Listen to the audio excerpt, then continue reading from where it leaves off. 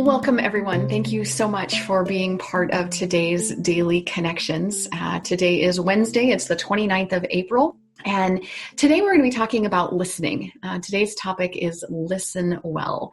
My name is Sinika Wah. I'm with Your Clear Next Step, and these daily connection calls are part of our ongoing mission to help everybody have a better workday so that we can have better evenings and better weekends and use our free time, our discretionary time to build better communities. So as we're talking about listening, this is timely right now in the context of COVID-19, in the context of the quarantines that we've been experiencing, and in the context of the conversations that are beginning around opening places up and opening businesses up and opening churches up and the sequence and opening states up. The sequence of that is going to be interesting and definitely something to watch. And so I think our listening skills, really paying attention to it and really listening to what the other person is saying and what perhaps they're not saying, I think will be really, really important. But I think another reality is the listening skills that I'm going to share in this conversation right now are things that we need to keep brushing up on all of the time, right? These are listening skills is not unique to April of 2020. We need to always have good listening skills.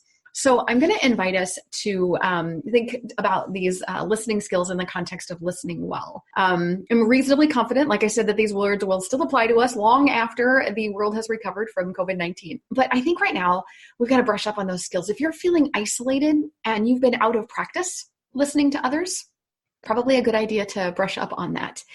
If you have been quarantined with a group of people, a small family network, for example, within your household, and you have developed the ability to tune them out, perhaps listening skills is something we need to refresh on. If you have been in your organization a leader or a driver of decision-making or a driver of meetings or a driver of conversations, and you've been doing more of the talking than the listening, then perhaps, brushing up on these listening skills is a good idea. So here are a couple of truths. So I've got 4 truths about listening, and then we'll dive into each one of them. So the first truth about listening is about more than our ears. So listening doesn't just happen with our ears. It's more than that. It's more involved than that. In this world of social distancing, for sure, listening involves reading a text perhaps, or listening to engaging with someone in a phone conversation. It involves paying attention to the silence as well. So it's not just listening to what they say, but it's also paying attention to the silences or the elapsed time, the space between conversations.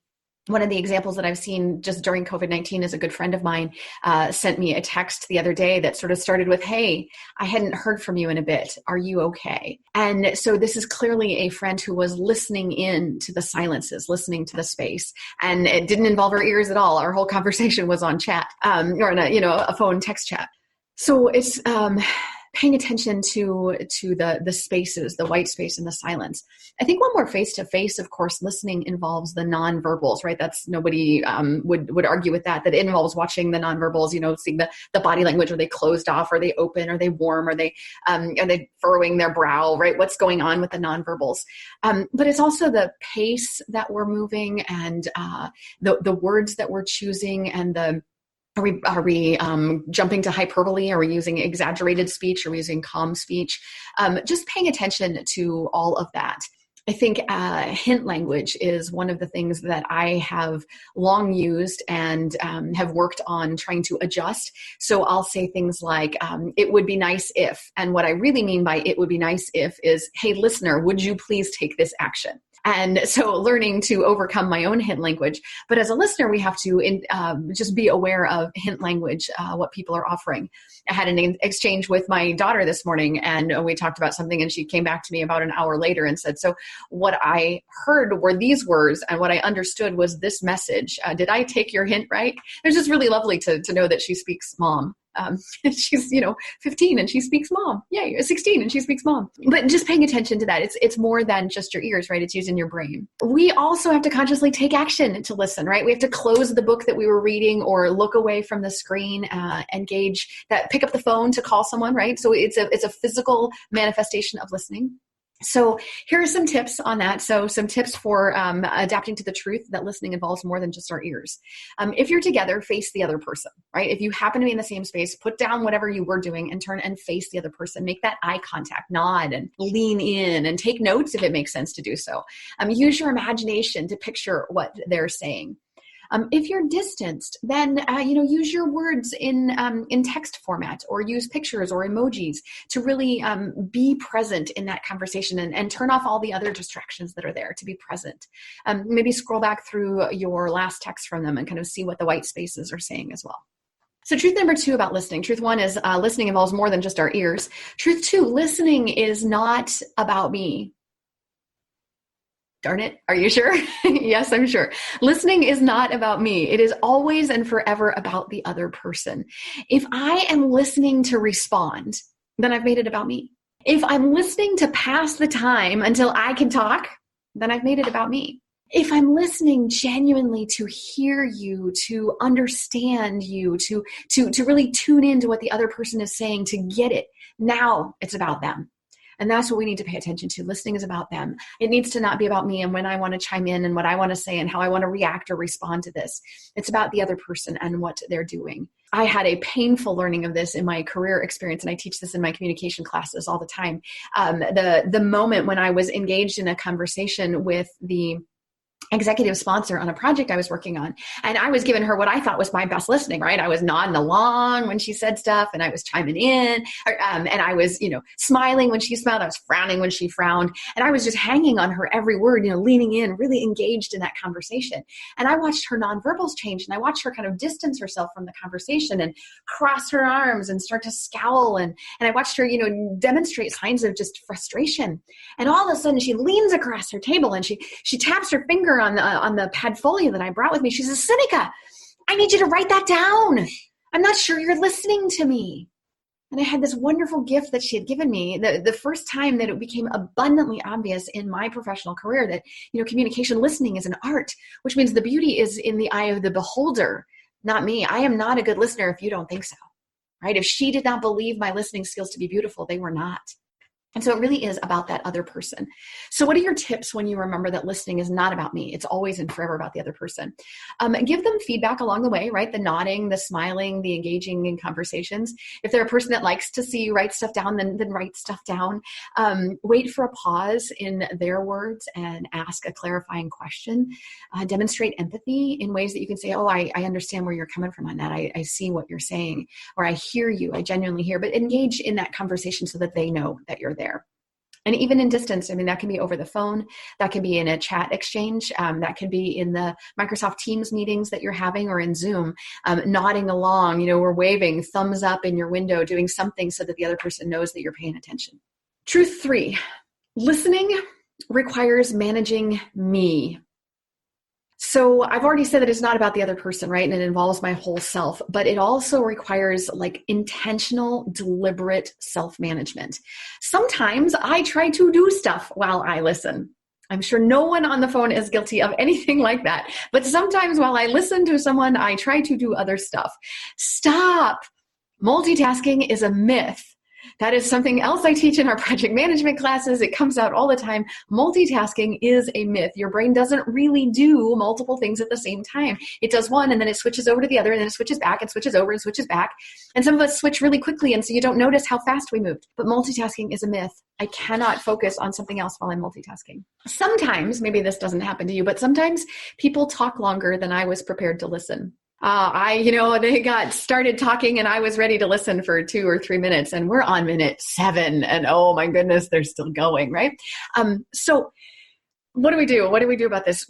Before they start talking, take what you know about them and what you know about you and make the appropriate amount of time. Either block it in your own head and say, okay, Seneca, buck it up, or you're going to listen for 10 whole minutes because they're a talker.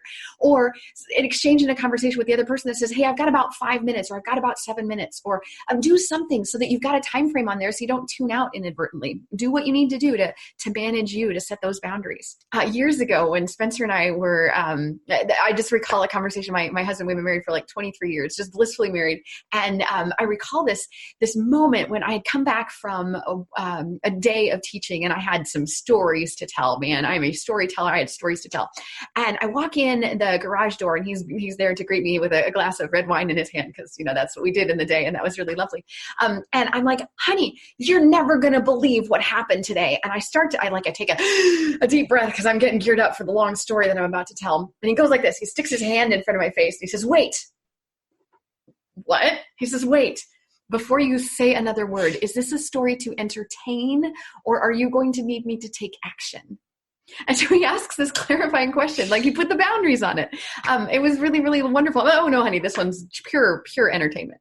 So put the boundaries on it before you try and listen so you can self-manage. Sometimes, and again, this probably doesn't happen to you. Sometimes people talk about things I don't relate to, or things I'm not interested in, or that aren't interesting to me, or things that I don't have any knowledge about. So what do?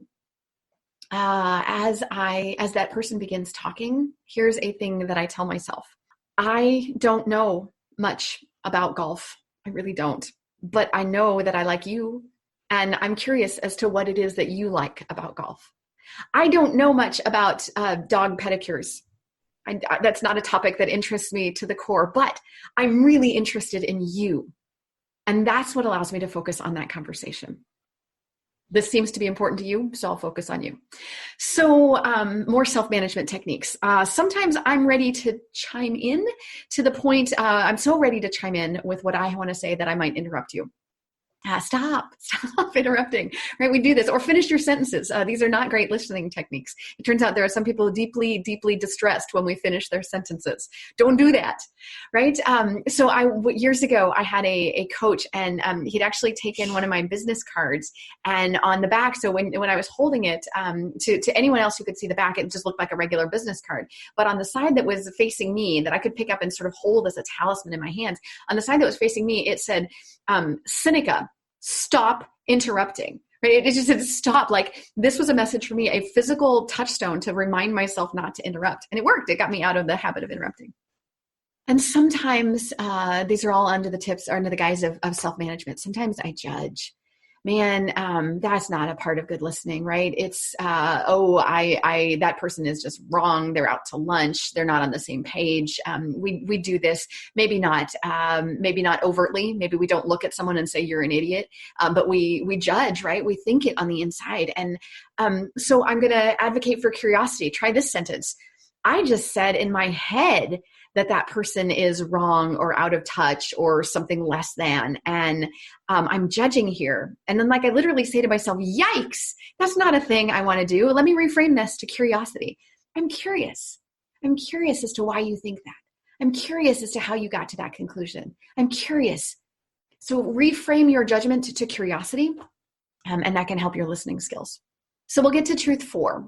Truth 4, listening involves participation. So we talked about it's more than just your ears, right? We talked about that it's not about me, it's always about them, but it does involve managing me. And it actually involves participation. So this is where it's okay to ask clarifying questions, not judging questions, not, well, have you tried this? Because duh, that'd be obvious. But instead of that, ask clarifying questions, offer support, respond to questions or requests for information with an answer. If someone says, hey, how was your day? And you can answer, fine, how was yours? But if they ask you again, mine was fine, but tell me about yours, then this is the part where you tell them about your day, right? You engage, you discuss, you do a back and forth, a volley, a lobbing with the conversation. These are all great ways to engage. Offering your own perspective or your own idea is a way. I offer, when you're listening and there's a pause, I offer the phrase, may I share some thoughts? May I offer my opinion? So instead of just barreling right in there, offer may I. Engage in the conversation. If you see that the conversation is taking a turn for the dark, maybe engage in the conversation and steer it towards something more positive, less dark. As the conversation wraps down or winds down, do something to summarize or do that call to action. These are things that we can do to engage and to connect with someone else while we're listening.